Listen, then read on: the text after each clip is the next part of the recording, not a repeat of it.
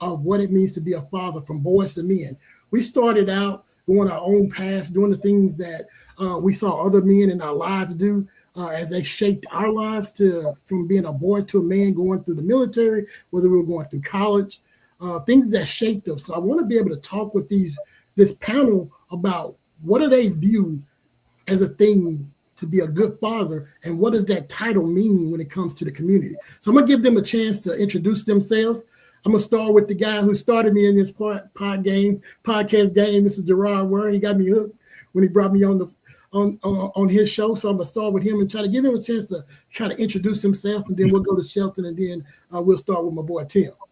My man JD, what's up, brothers? And yes, sir. And Tim, man, it's always good when I'm sharing the screen with familiar faces, especially people from my hometown, Texas County. So, as you stated, I'm Gerard Ware. I'm a podcaster. I talk about a number of issues, especially around relationships and social justice type things right there.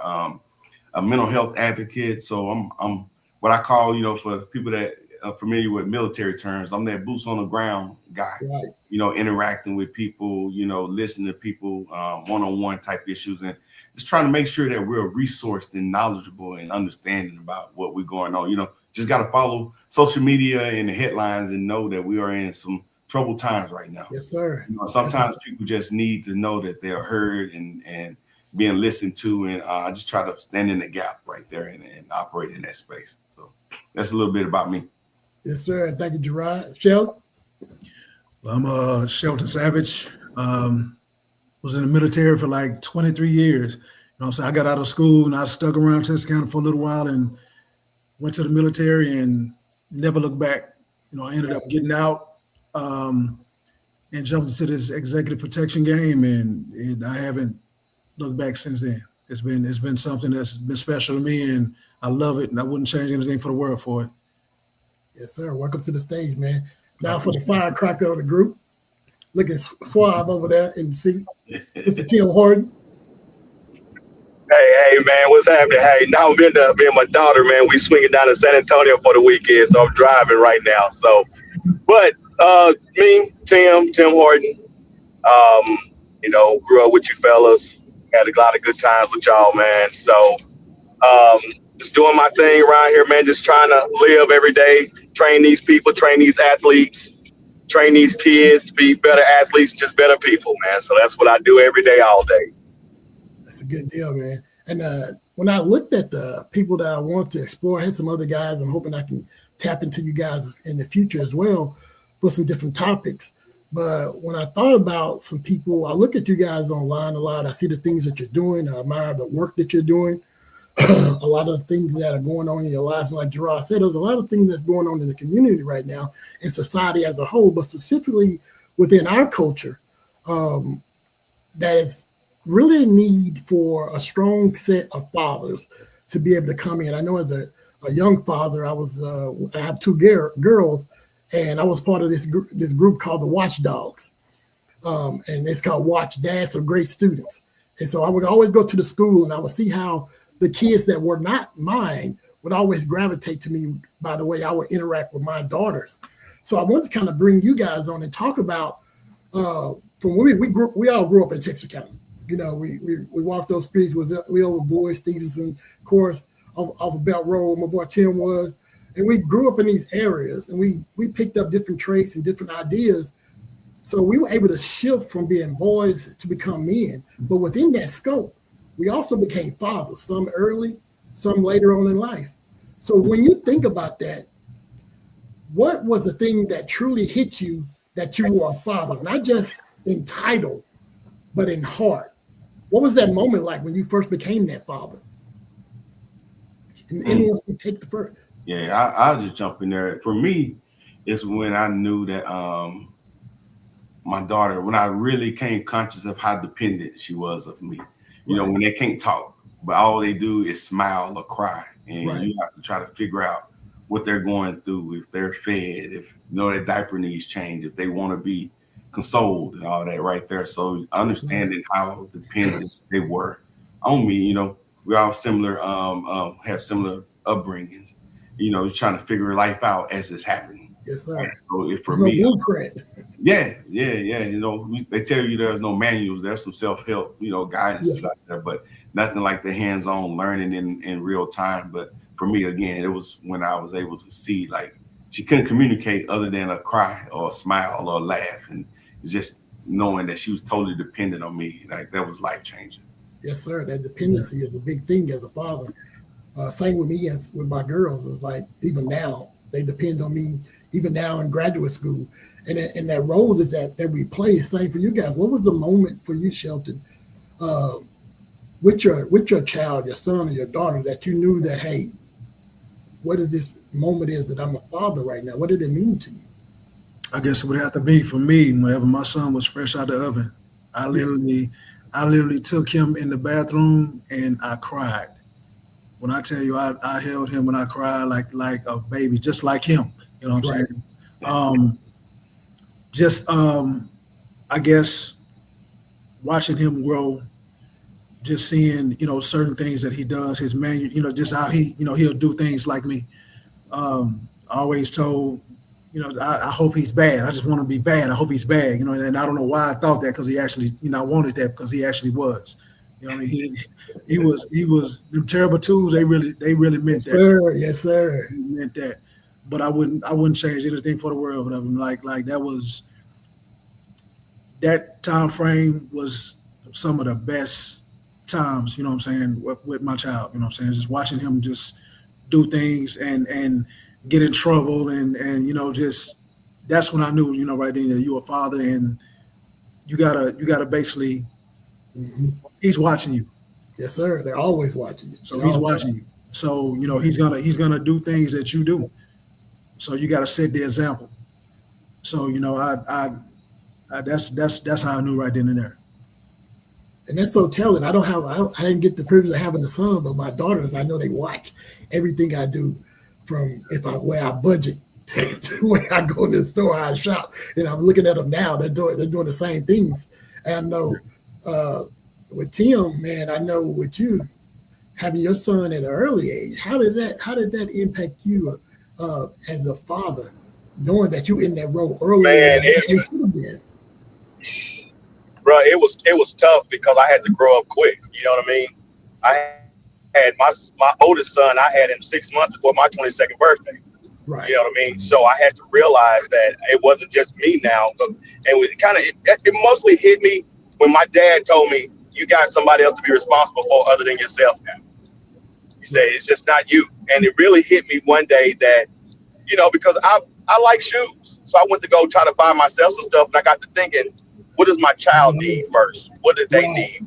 What is his needs? So that's when it really hit me that, okay, yeah, I'm doing things different now because I was so used to just going and getting the things I wanted. But now with him, I couldn't because I had to make sure that his needs were met, his child care was taken care of, he was fed, he was clothed, and I had to put all his needs before mine. You know what I mean? So I think that's when it really hit me. I want to say just like Sheldon early, because I had him so early and I had to grow up quick. I had to Right, learn how to be dad at 22, 23 years old. So he and I both was growing up at the same time, so to speak. You know what I mean? So, right. but it's there definitely isn't any type of manual for you. It's trial and error, just like a lot of other things. But eventually you'll figure it out. But when you have multiple children, you'll realize all those kids are not the same. Yeah, They're you not. got to, you So got you have to relearn to, how yeah, to be. You got to relearn how to be a parent each time because each child is different. All three of my kids are just opposites of each other. right. So every day you never stop learning on how to be a parent. My oldest son is 28 years old and he's still in my pocket and he's getting ready to go to law school. You see what I'm saying? Same with my So daughter. you just really gotta, yeah. So you know what I mean? So it's just one of those things. Yeah, it hit me once I realized when I started putting his needs above mine when I was like, I am a real parent. So, Yeah. but like I said, you live and learn. Yeah, It got easier, but yet it also was hard. So and that's what I want to talk about, looking at from where we are now, but also looking at the perspective of how were we brought up and groomed? How did our own upbringing shape the kind of father we are? Because I really didn't or the father we didn't want to be. If you had a difficult situation, because I didn't grow up with my father. He was often sometimes there, but he wasn't always a fixture in my life. So I always had my brothers. I'm the youngest of 10. I had the men in the church that I kind of looked at. And then when I went off to college, I had some mentors. But I didn't really, my father wasn't really there. I knew who he was. I would see him from time to time. I knew that I didn't want to do that with my girls. I didn't want to be like absentee father, or sometimes I'm here, I'll promise them things and then I don't show up for them. Because that means a lot to a kid when you say, I'm going to be there for you, I'm going to be there to guide you, I'm going to do these things for you, then you don't show up. So that can impact you. So with you guys, looking at that perspective of how you grew up and how you were brought up, how did that overall shape your life as a father, your pattern as a father? I think for me, my pops was there, but he worked a lot. Right. So, like other men, I looked up to the people that I grew up around, the people I was around when I grew up. Mm-hmm. Newtown. I'm gonna shout out Beverly too, because I grew up in Beverly and in Newtown. Yes, sir. But I saw things that that I probably wouldn't have seen if I was with my pops. Right. You know what I'm saying, if I was around him more. But when it came to my kids, my children, I wanted to take them to the park. I wanted to take them, right, to different things and do things for them. I wanted to go to all their games. You know what I mean? I wanted to be that person that I didn't have. You know what I'm saying? And like guess no down talking my pops. You know what I'm saying? Like he didn't really go to much. Like I said, he worked a lot. Right. So I made sure that I went to everything that my kids had. You know what I'm saying? If I couldn't make it, I felt some type of way. But I try to be at every event that they had. Yes, sir. Yeah. And I think that's important for us to be there, because the presence. I always hear the topic: are you here or are you present? It's a big difference. And I agree with you on that, Sheldon. Yeah. I think for me, I had my dad still here with me. He lived with me, so I still see my dad every day. Saying my parents been together for over 50 years, right? But I also realized the way that my dad and my granddad and my parents and all how they raised me. I can't raise my kids that way. True. Because they were hard on us. They taught us things, and their delivery may not been the best, right? But I can't. I've tried. I've realized, somebody said this to me the other day, that we're like almost like inner city kids trying any intercity parents raising suburban kids. Right. Oh yeah. So we had to grow up hard. Like Sheldon said, Beverly, Newtown. I didn't grow up over there, but I spent a lot of time over there. And that was rough upbringings in those areas, right? Mm-hmm. But our kids are not like that. We got our kids in a lot better or a lot different situations than what we had. So trying to raise my kids the way I was raised, I can't do that. I can't. I've tried it. Like my middle kid, PJ, he tunes me out if I try to raise him that way. So I had to, as a parent, and I had to learn different ways to parent each child. So my upbringing was different, but raising them that way, I couldn't do it. I had to come out with I had to be softer with one child, or I had to be harder with this child, or I had to, so it's different and it's tough, but you just have to learn, how to parent each child differently. You have to read books. I did. I actually read books on how to parent. Right. Because, it was situations I may run into. But there's things that I grew up with that I knew that my dad and my granddad and my uncles had prepared me for also. So, but yeah, you can't raise these kids the same way. Some of them you can, some of them you can't. And that's so true. You muted, Gerard. Yeah, just to piggyback on with them gentlemen. So I'm glad y'all went first, because y'all highlighted how different it is, right? And it's not just from the generations, but even within the same household, you can have kids, right, within months or years apart, and just it takes differently, right? And they can come out differently. But I would just say my personal experience, my biological father wasn't there. You know, it's a common story, but I was blessed to have a stepfather and uncles and other men that did step in. But that presence, and I'm glad you used that word, is different. And Right. always knowing that my biological father wasn't there, it's at the back of my mind, and it's something that I wasn't really conscious of how it affected me until later on in life, and to Shelton's and Tim's point, like I didn't want to be certain things, and you as I stated earlier, you got a mindset on what you want to do, but you're literally learning on the fly. And some things I did great, and some things I didn't do so great. But one thing that I was a beneficiary of in my household, my family, was grace and mercy and kindness and forgiveness. So I was able to use those skill sets as I was raising my daughters and other, blended relationships that I've been in too.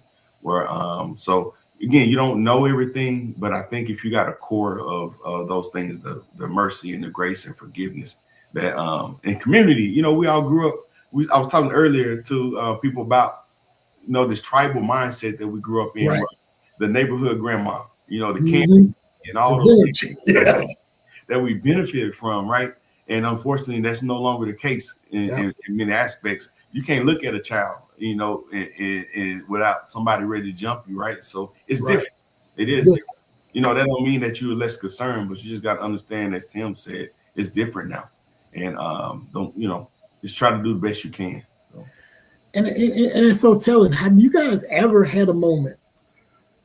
And like you said, it's a growing process. It's a learning thing. You don't have a true manual, but you have different things around you, and you bump your head and you make mistakes. One of the things I talked to you guys about when I was trying to get you involved was to talk about the not only just the triumphs as a father, but also the failures or the things that we thought that when we look back on it, we might not have did a good job at. Have you ever realized that you were showing up for your kids in the wrong way? And how did you course correct that? Oh, wow. Yeah. I'll just jump in. Just again, there's no manual, no accurate manual. There are some self-help books. And, one thing is you learn by default, just watching other people do something. And even what you don't learn, that's in some aspects learning, right? But yeah, being just not talking to my daughter in the best manner, that, you learn from. And again, this is not a knock on anything. Our parents are doing the best that they could at the time. But the way I talked to her, and I knew my daughter used to just shut down, Mine too. It didn't work with her. So one of those things I learned early is just being polite, not being ugly and demeaning as I communicated with her. So I learned that early on, that it wasn't the right way to be. And thankfully, she was forgiving and we learned.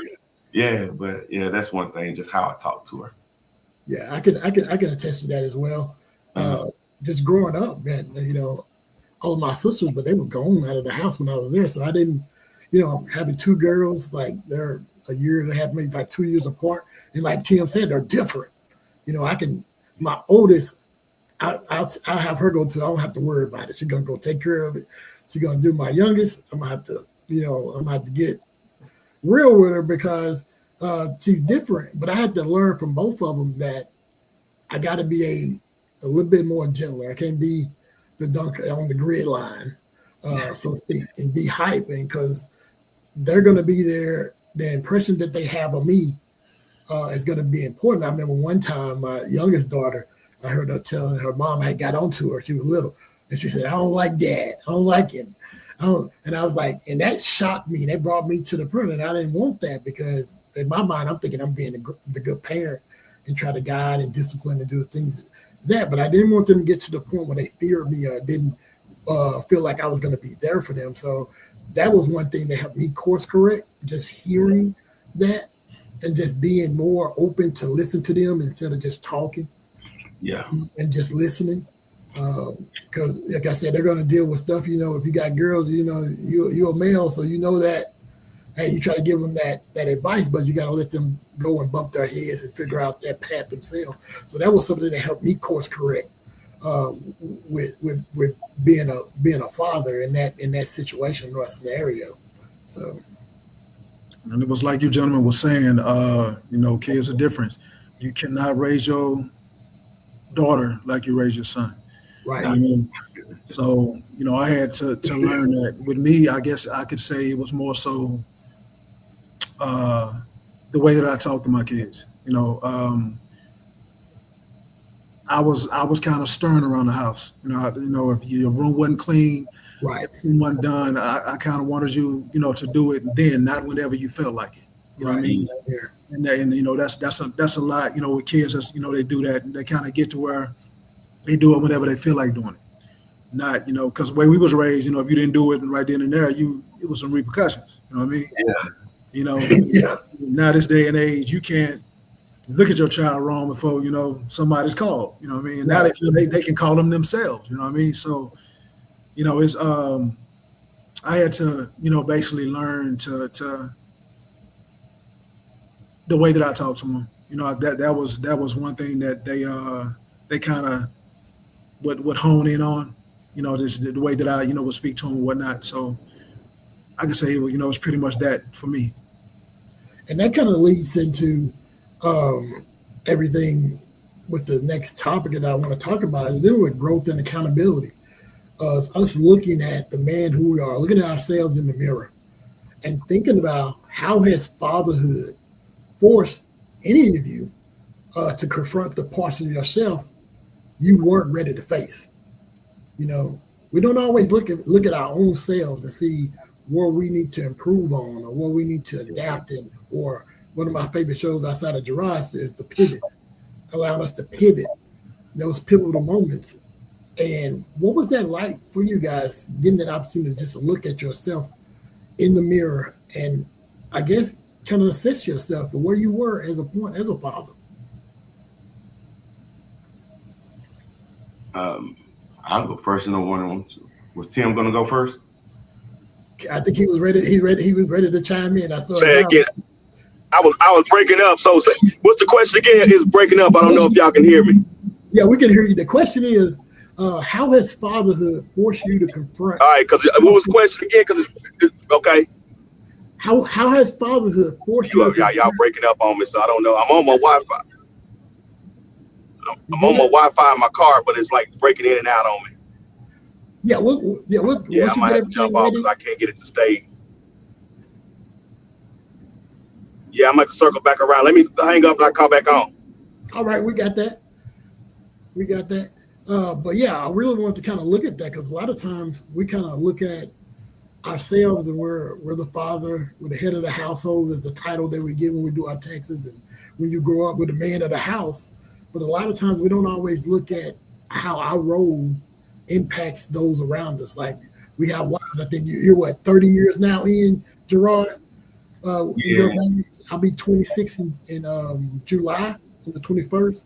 So we don't always do that, but that spouse over there always can bring us back to it. Yeah. What we don't see.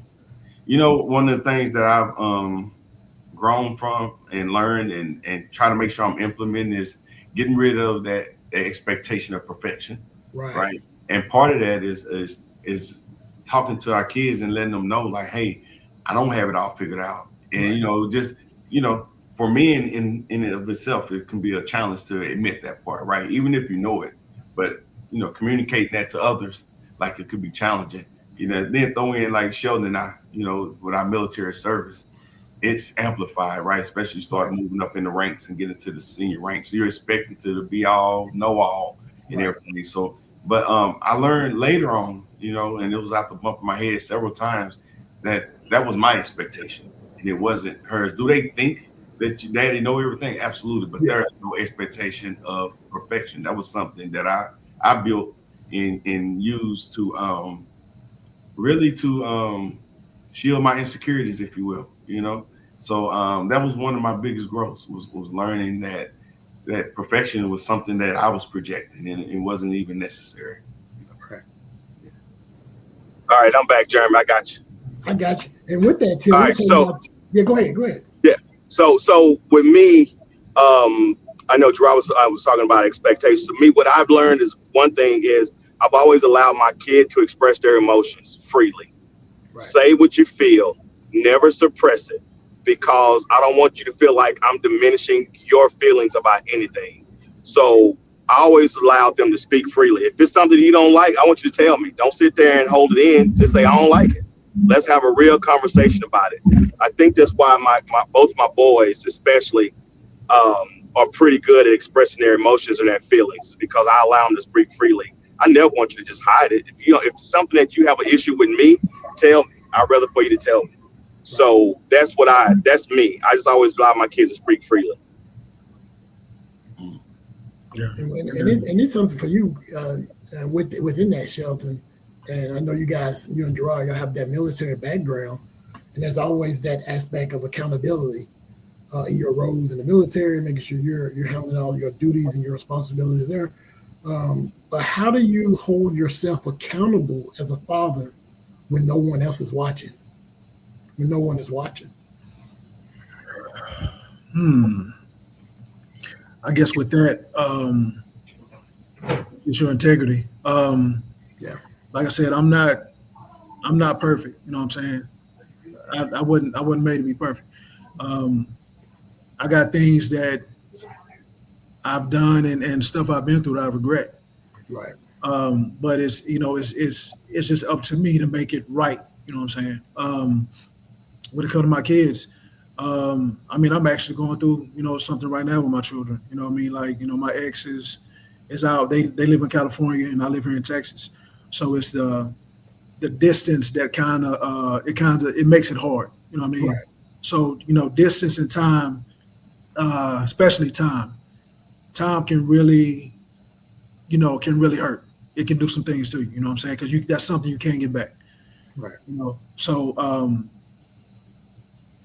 it's more so, with my kids, I always, I want them to, speak freely. Like if they feel some type of way, just let me know. So that way I can address, if I did something wrong, if you want to talk to me about it, just let it out. Let's talk Right. about it.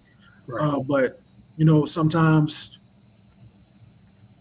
especially, like when you're not there, it's kind of hard for them to express themselves whenever, you're not there in their presence. Right. And like me, I want to talk to you in your face. Right. Because I feel like, over text sometimes it can be forced. Yeah. Yeah. And it is, you can't really, see if you're getting a real emotion from them. You know what I mean? So Right. I would rather do it, in your face. And that way we have a better understanding. I can get your feelings and you can get mine. we get past it. And through this evening, I know we all mentioned it throughout the different questioning and the discussion that's going on.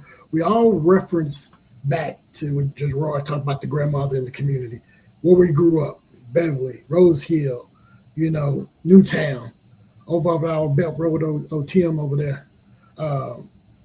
And that shaped us. We had people, like you said, Gerard, we looked to our uncles and the deacons in the church that helped raise us, to help help our mothers raise us. How does your faith, your culture, and the community that you live in now, where you came from, influence how you are as a father now?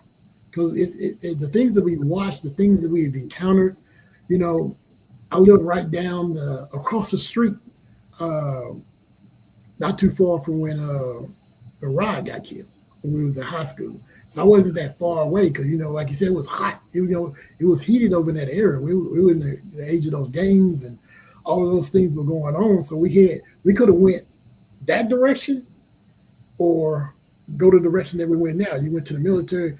Me and Tim went off to school and doing things that we do.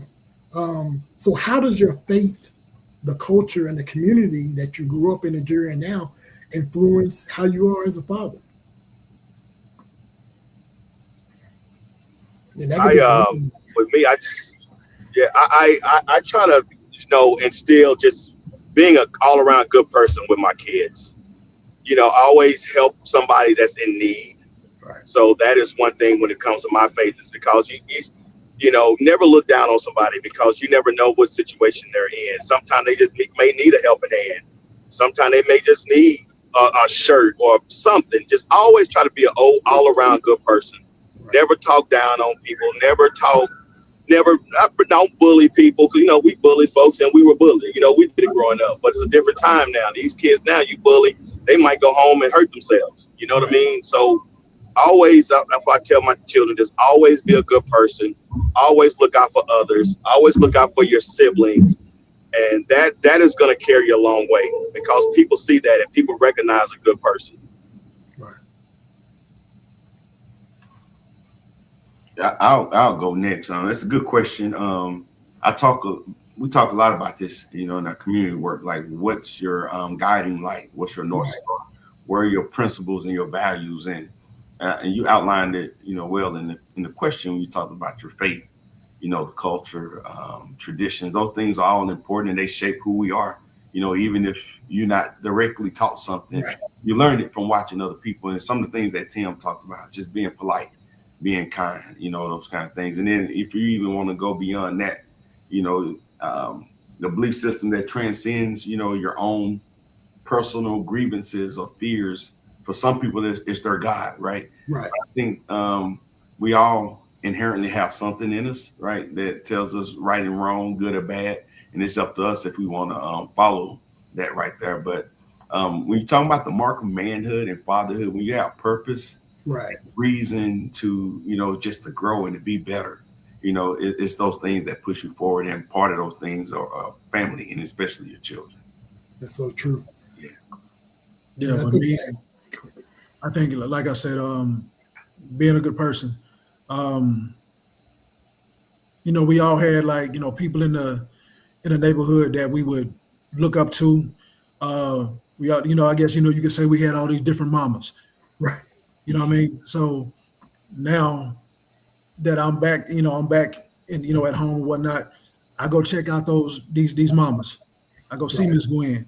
So I go see all these different people that helped me grow up, get me to where I'm at, kept me on the right path. It's hard for it's not hard. I mean, these kids, they can get kind of like sucked into the wrong thing. It's real easy. So, when I see some kids or whatever that are out there doing something, if they ain't got no business, I'll holler at them, try to, talk to them like a big brother, like, hey, bro, come on out real quick. That ain't cool. So that ain't cool to do that. You know what I'm saying? And you gotta now these days you gotta watch how you talk to them. Right. You know what I mean? We got mentorship. Mentorship piece is a big thing now. I found out that you can't necessarily be their friend because you're not in that space anymore. And you can't be like, man, you need to get out here. You ain't doing this. You ain't doing that. I think I move more towards of being a mentor. Yeah. So a lot of the young men that I talk with the young man in Texarkana right now. I had him on my show, Aiden. He's over doing the Juneteenth festival and the parade. I said the future is bright for that young man. Yeah. And I think and his mom is doing a phenomenal job raising him. She's doing a wonderful job raising him. And just to talk with him and see the influence. And Gerard, I know you have impact there as well. Just seeing him grow from started as a young man, now he's getting ready to take flight into his adulthood once he get ready to graduate the following year. Being able to have those people in the culture that can mentor young men like that and be able to help them grow, I think that's one of the big things, because I think about when we were at Pine Street, we were going to school there, when Mr. Moore came on the scene. Yeah. As our principal. That was big to see that in that role, one of us, and then he guided us, but he set us straight down the path where we're going to go. I always remember we had I think Lazy Levert came up with it, and it was called Pride, Personal Responsibilities and Daily Efforts.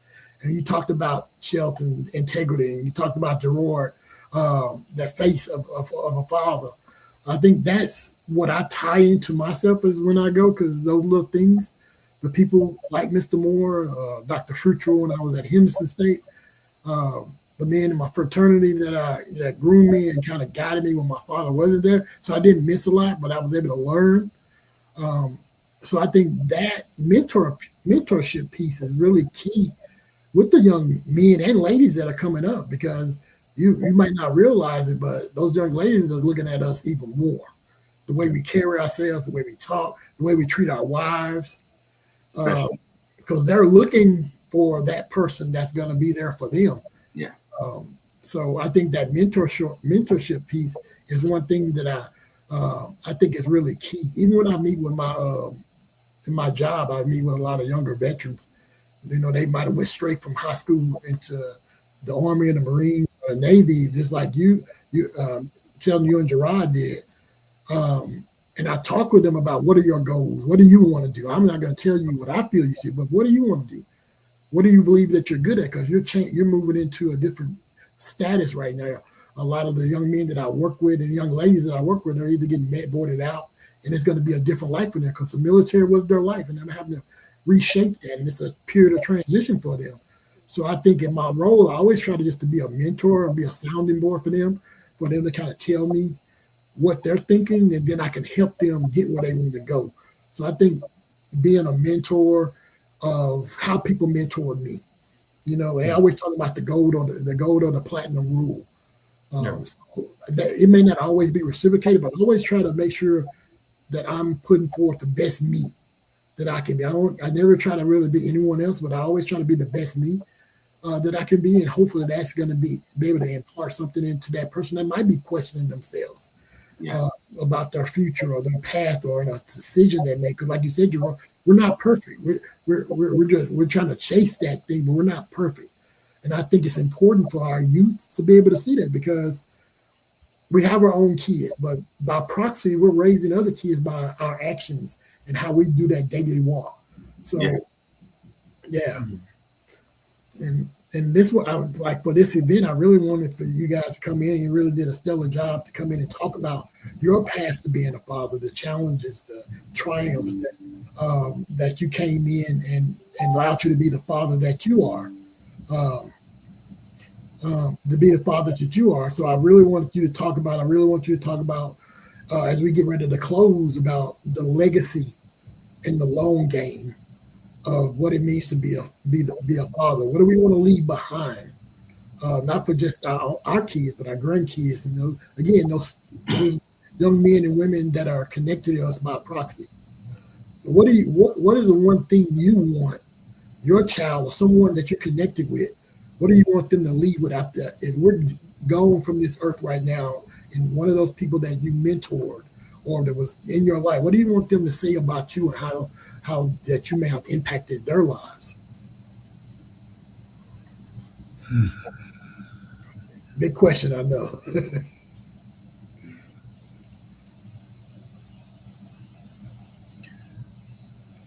I guess for me it would be that I was there. Right. I always answered the phone. I was always there when they needed me. That I'm somebody they can look up to, and they want to basically just be like me. Right.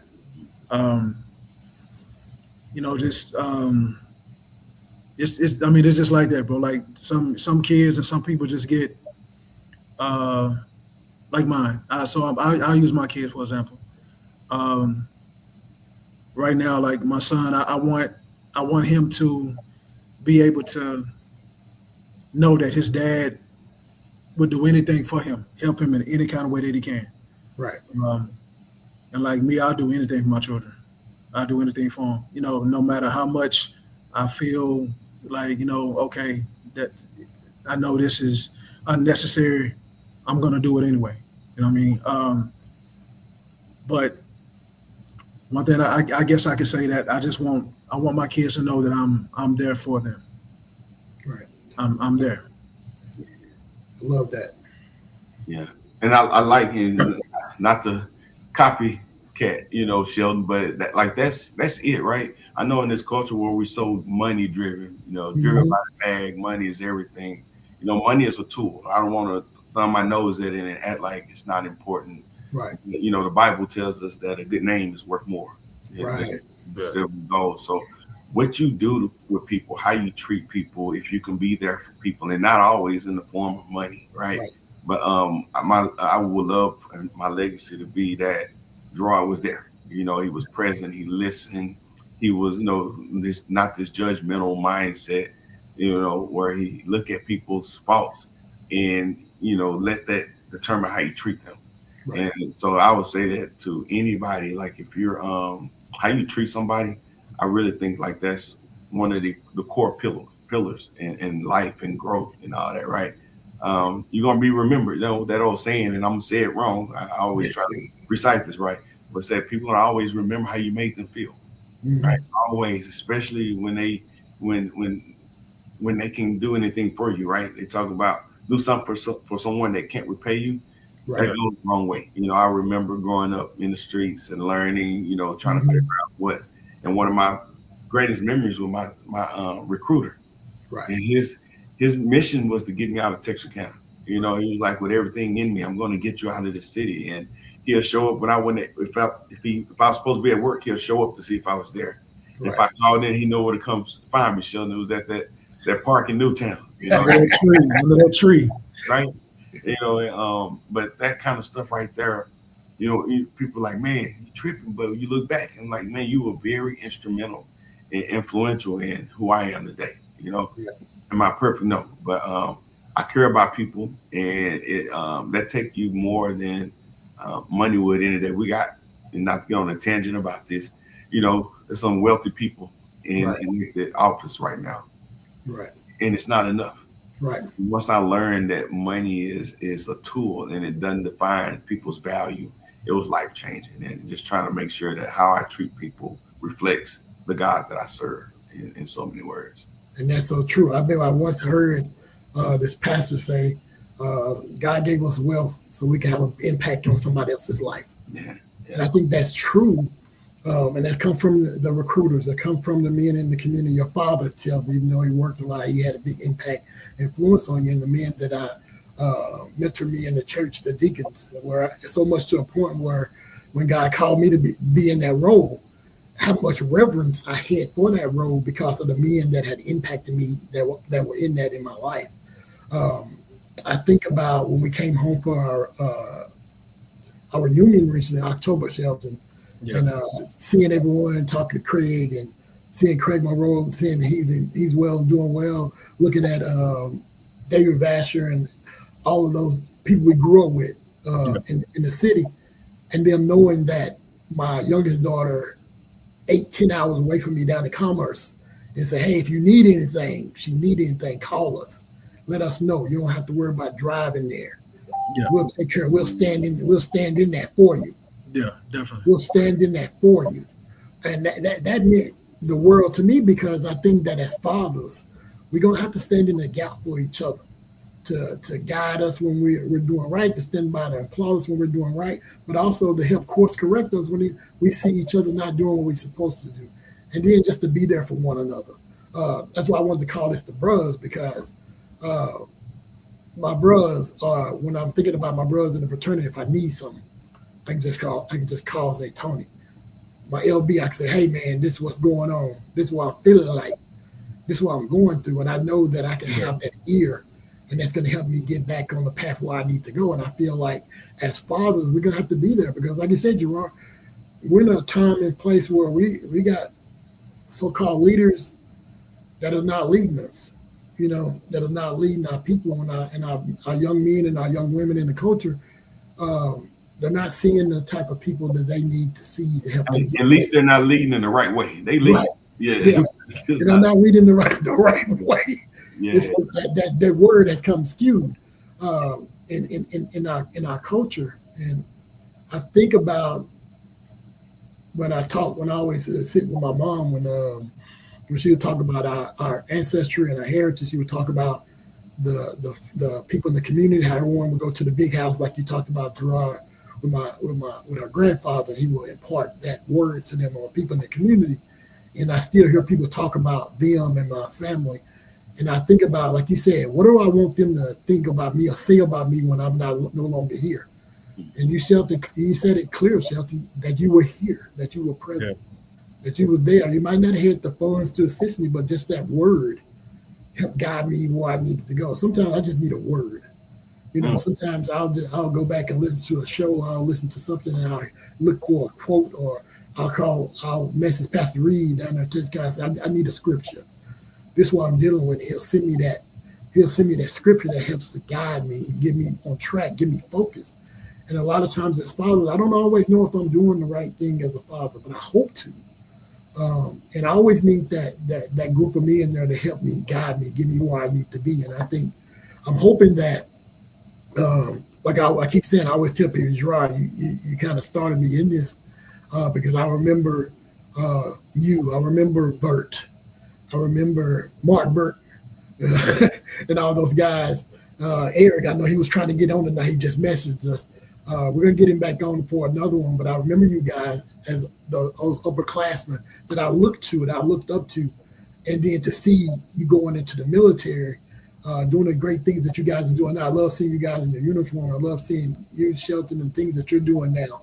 And I'm hoping to have a deeper conversation with you because I know you've gone through some things that shape you into who you are now. And I know you're on a path to like get to that greatness and that not perfection, but being where you feel comfortable, where you're your best self. And I'm hoping that this turns into that, where I can sit down and chop it up with you guys. And really love all the stuff you're doing, Gerard, the community service. Man, you're doing a phenomenal job. That's why I always talk about you when people say, how did you get involved in this? I always talk about your show.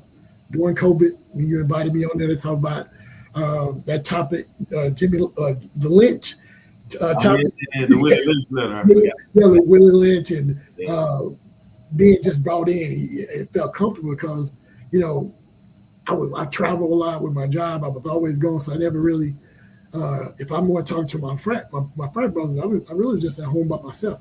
And so that gave me an opportunity to like, okay, I like this. You introduced me to something else. And I think that's the legacy that I want to bring to someone that I impact, is to give them the opportunity to see what they can do, to expose them to something that they never thought they may be interested in.